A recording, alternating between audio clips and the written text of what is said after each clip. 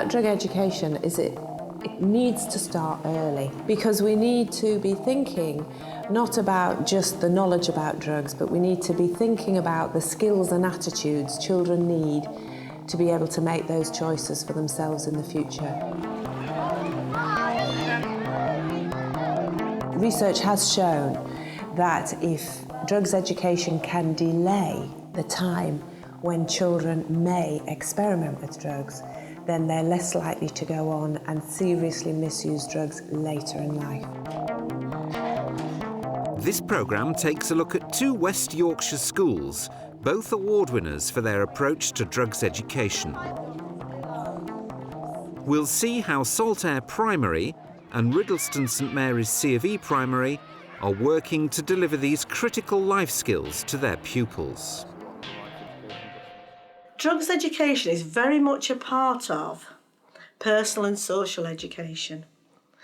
It's part of growing up with respect for yourself and your own body, and being independent and being able to say, I make the choices for my life. Each year, as they move through the school, the topics remain the same, but obviously what is taught is developed and built on, which hopefully will turn them into skillful, informed decision makers. St Mary's has enlisted the help of national charity Life Education Centres to help deliver their PSHE curriculum. Their mission is to work in partnership with schools to enable children to make healthy lifestyle choices with the help of specially tailored lessons in their mobile classroom. Everybody in. We'll make a row and then everybody else can follow. Jan Newman used to teach at St Mary's before joining Life Education. The PSHE programme tends to concentrate on life skills. It gives children a chance to talk about things that will really affect them, how to value themselves and other people, how to ask for what they want, and also to talk about some of the things they will need to make choices about as they grow up.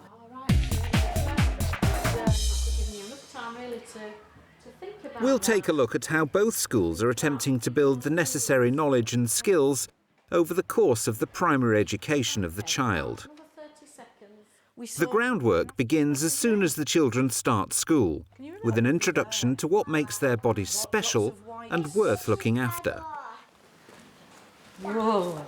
What do you need to stop you? Alison Sherratt is teaching a reception class at St Mary's. Well, we're going to have a look at some things today to see if we can remember all the things about what are inside our bodies. The objective of the whole thing is to actually teach the children to care for themselves and to make them realise that they're very special.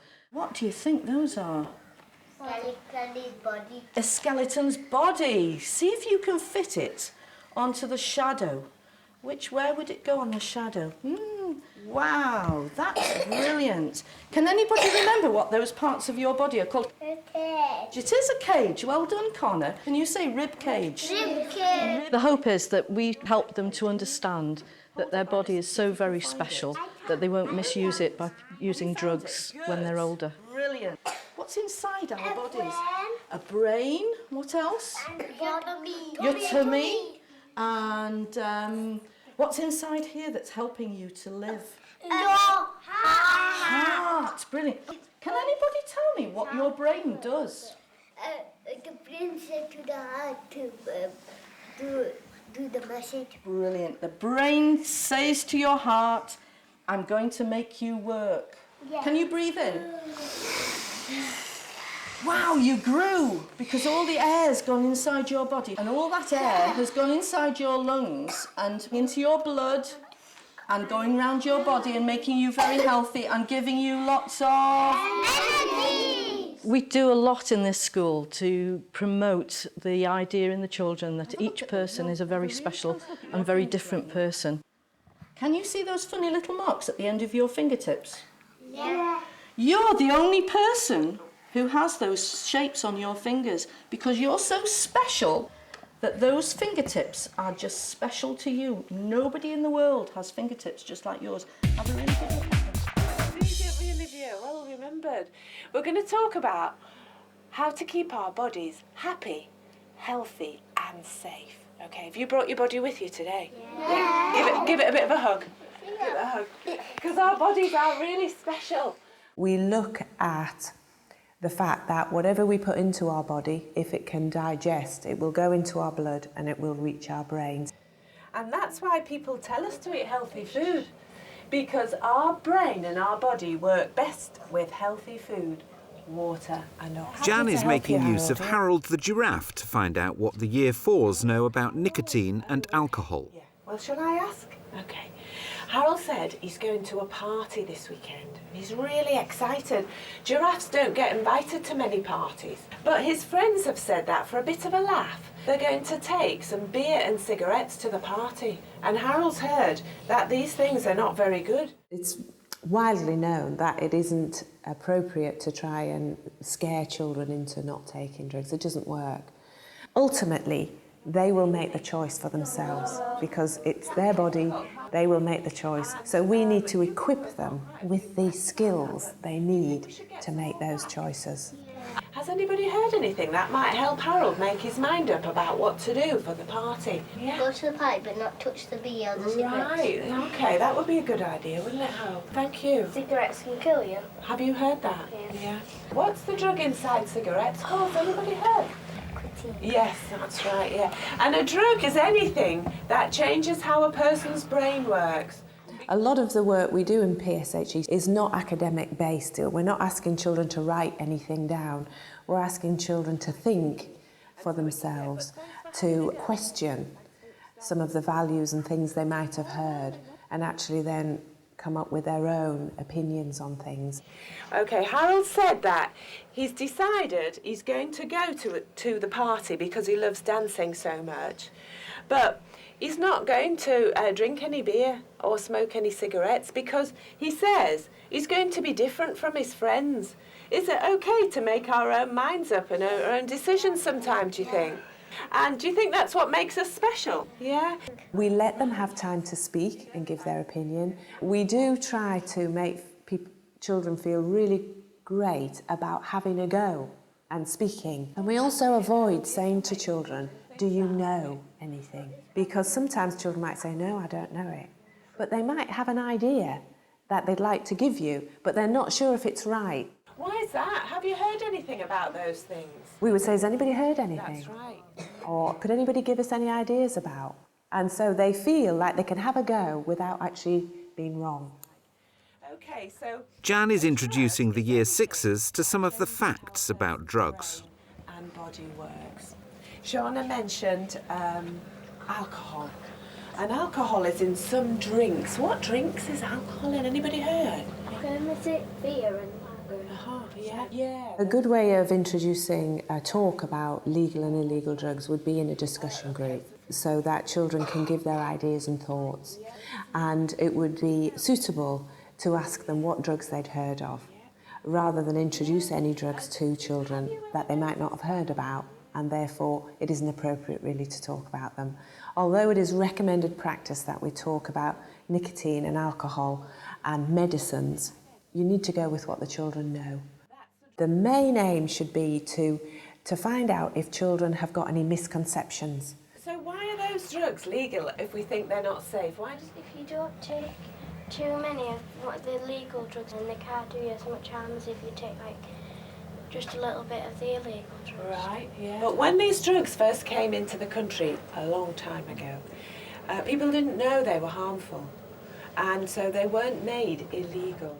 And so we need to put those things right so children have the correct information. Drugs can affect people in different ways. But have you heard of this word? Risk. Yeah. You're trying to provide them with information and options in order for their choices to be the right ones when they get old enough to be around without adults or parents or teachers there to guide them. So once the pupils have the information, how do you equip them with the skills to make those choices? One method used by both Jan and Liz Wilkinson at Saltaire is role play. I think it's really important that we give these social competency skills. They don't come naturally to everybody. They can be taught. So we would be looking at assertiveness. We'd actually look at ways you can be assertive. Go on. Have a drink. Have a drink. Is it quite hard, even though we're only pretending? Do you think it would be even harder in real life? Yeah. You find it quite easy to pick on one person? Yeah.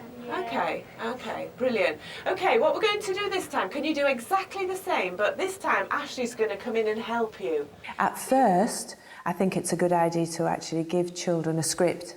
Actually say, oh, you could say this and you could say that. And then if they're ever in that situation, they've actually said it before and they might be able to repeat it. Come on, what are you lot doing? Have a drink. Come on, it'll be a lot more fun with all you lot. Just leave her alone, she doesn't want to. Yeah, she's a choice if she don't want to. Can't make her. We're only having fun, it's not going to do anything. And so we would hope that they'd have another go at the bits we've done, but then take it further. Give them different situations and also get them to think of their own words. So they sort of are happy that they're using words they're comfortable with as well. And last lesson, you thought up some kind of little scenarios that we could role play to do with situations in smoking where you might have to make some decisions. We need to make children realise it's okay to be different from your friends. It doesn't mean you're going to lose your friends. Can we say no in a really friendly way? And that's about being assertive. You and your friends are having a sleepover. Whilst your friend's parents pop out for an hour, your friend suggests that you all try a cigarette. What do you do? Bye, Mum. What should we do? I've got these cigarettes, do you want one? Yeah, sure. Do you want one? Well, my granddad died of smoking, so I don't really... It's not as if it's going to do it to you. Yeah, lightning never strikes twice. Could. Anyway, what about the smell? Oh yeah, the smell, Tristan, what about it? It stinks the house down. Are you two just going to whimper off? Let's forget about the cigarettes and play on my new PS2 game. All right then. I think role play is useful in any form of PSHC because I think it gives the children the opportunity to practice situations which might occur, but they can practice them in a safe, secure environment. Did we notice anything about the movement of Jack? He moved towards Jack. Right, what do you think that indicated, that he physically moved himself towards Jack? That he changed sides and he wanted to not smoke. Jack, how did you feel when he moved next to you?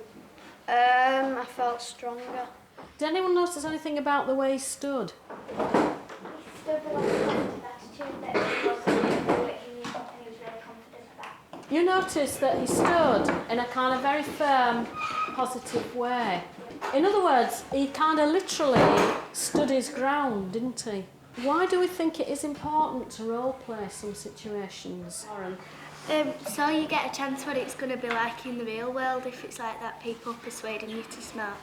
We would like to see them be their own person and do things because they believed they were right and that they were a choice.